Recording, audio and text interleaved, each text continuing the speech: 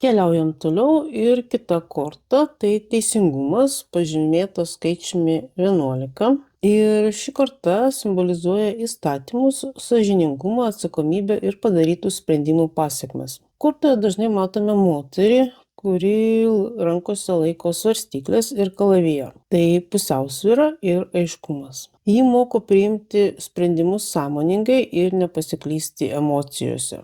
Svarstyklės tai balansas tarp intuicijos ir logikos, o kalavijas tai objektyvumas ir atsakomybė už savo veiksmus. Ir aišku mąstymą reikalingą teisingumui vykdyti simbolizuoja kvadratas, ant jos karūnos. Štai čia toks nedidelis kvadračiukas.